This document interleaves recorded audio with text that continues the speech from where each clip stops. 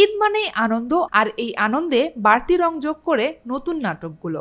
এই ঈদেও এর ব্যতিক্রম হয়নি। ইউটিউবের ট্রেন্ডিং তালিকায় উঠে এসেছে কিছু চমৎকার নাটক, যেগুলো শুধু ভিউয়ের দিক থেকেই নয়, গল্প, নির্মাণ আর অভিনয় জিতেছে দর্শকদের মন। দেখে নেওয়া যাক ইউটিউব ট্রেন্ডিং এ জায়গা করে নেওয়া ঈদের সেরা 5টি নাটকের তালিকা। তালিকা শীর্ষে রয়েছে মেঘবালিকা নাটকটি, যা ইউটিউবে আপলোড হওয়ার পরে ট্রেন্ডিং এ চলে আসে। 4 এপ্রিল মুক্তি পাওয়া এই নাটকটি ইতোমধ্যে 91 লাখের বেশি ভিউ পেয়েছে। দর্শকপ্রিয়তা আর আবেগময় গল্পে নাটকটি উঠে এসেছে ট্রেন্ডিং এর শীর্ষে।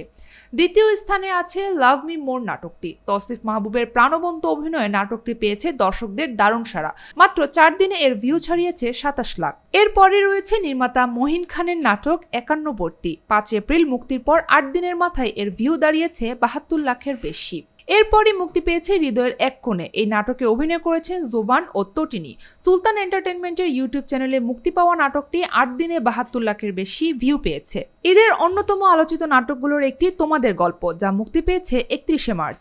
মোস্তফা কামাল রাজের পরিচালনায় এবং জোবান ও তটিনীর অভিনয়ে নাটকটি 12 দিনের মধ্যেই 1,10 লাখ ভিউয়ের মাইলফলক পেরিয়েছে। এবারের ঈদে অন্যান্য নাটকের পাশাপাশি এই 5টি নাটকও দর্শকদের মন জয় করে নিয়েছে।